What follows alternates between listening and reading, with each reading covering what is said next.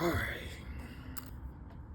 Before modern civil rights movement, before viral headlines and national platforms, there was a newspaper called The Union, and behind it stood one determined voice, Wendell P. Dabney.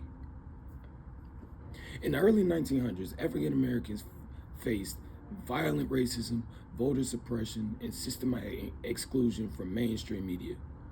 Black communities were often misinterpreted or just ignored entirely.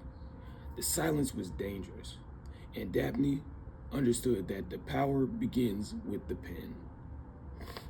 Born in 1865, that same year slavery ended, Dabney grew up in a nation struggling to redefine freedom.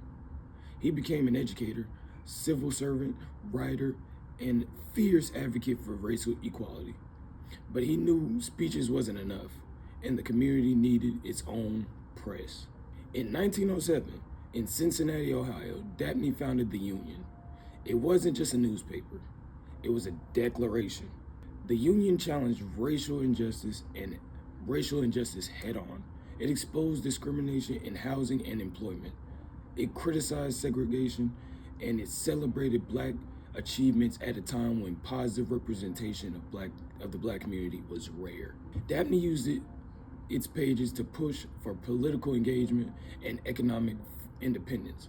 He believed progress required unity, and hence the name, the Union. The paper connected local struggles in Ohio to national conversations about civil rights, lynching, and equal opportunity. Unlike many other short-lived Black publications of the era, the Union endured. For decades, it became one of the most influential African American newspapers in the Midwest. Through journalism, Dabney created accountability. He challenged white political leaders and uplifted Black businesses. He empowered the readers with information because informed citizens could demand change. His work laid the groundwork for future civil rights activism long before the 1950s and 60s made headlines. Wendell P. Dabney didn't just publish news, he published resistance.